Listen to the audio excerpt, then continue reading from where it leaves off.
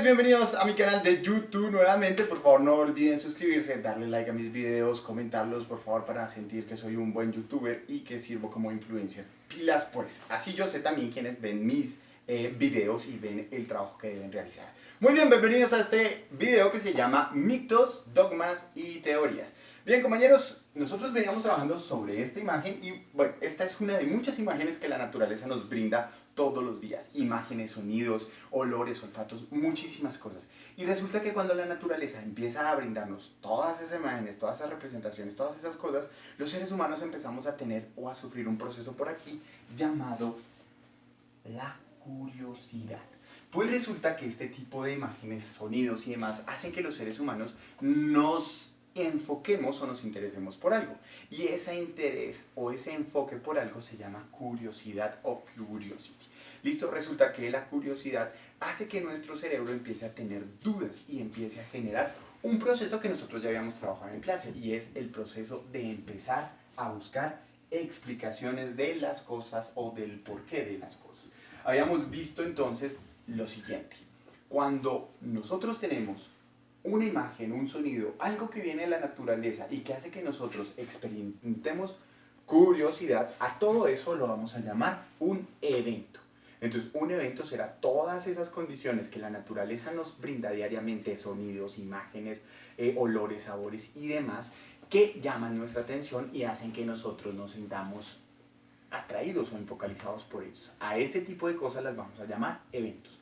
Resulta, mis queridos compañeros, que cuando empezamos a tener curiosidad, empezamos un proceso bastante interesante que hemos venido desarrollando no solo nosotros actualmente en nuestro grado séptimo, sino también la humanidad a lo largo de los siglos. Ese proceso es este.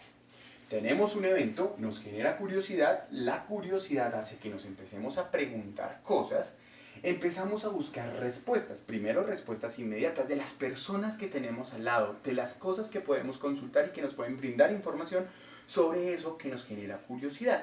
Luego, esas respuestas empiezan a darnos explicaciones y nos permiten crear nuestra propia explicación, porque esto es importante, las explicaciones son propias.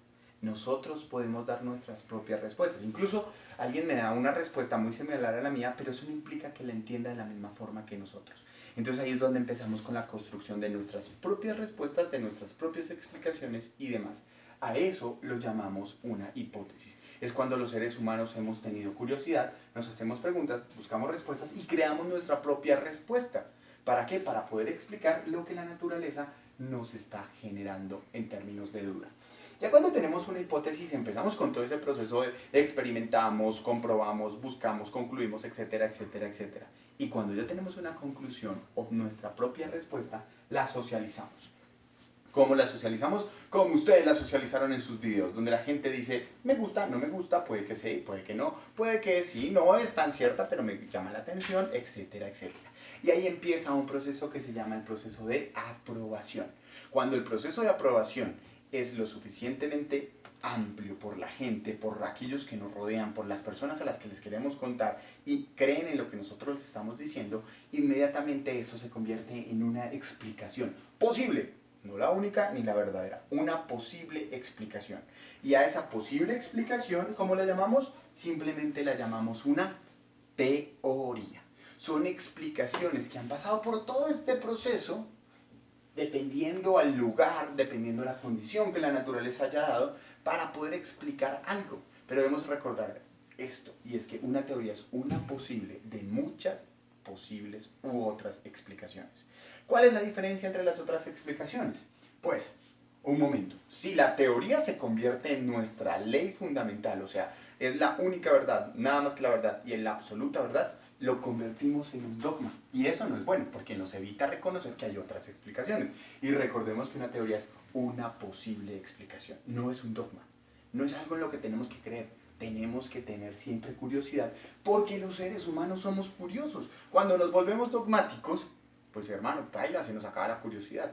Y cuando se nos acaba la curiosidad, se nos acaban las preguntas. Y cuando se nos acaban las preguntas, nos alejamos de la verdad. Creemos que lo que nos dicen es verdad y no.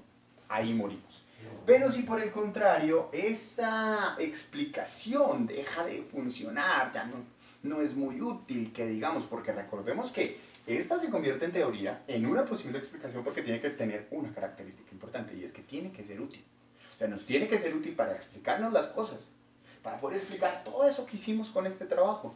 Si no nos es útil, si deja de funcionar, si dejamos de creerle, lo convertimos en un mito. Entonces, mis queridos compañeros, recuerden, esto que estamos haciendo es simplemente hacer un retroceso de todo lo que ha hecho la humanidad a lo largo de los años para poder decir que hay teorías que nos permiten explicar cosas que la naturaleza todo el tiempo nos está enviando, nos está brindando, y que nosotros por nuestra condición natural empezamos a tratar de entender. Primero con la curiosidad, luego con un proceso que se convierta en la teoría. Pero no se dejen caer en el absolutismo y en la verdad absoluta.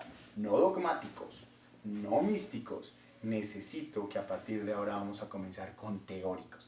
O sea, con personas que buscamos explicaciones que nos sean útiles y que nos den la posibilidad de creer y de dudar.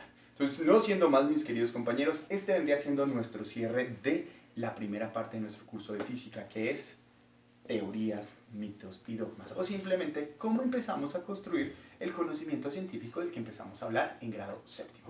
No siendo más, mis queridos compañeros, nos vemos la próxima semana, no, la siguiente semana. A partir del 13 de abril volvemos a retomar nuestro trabajo.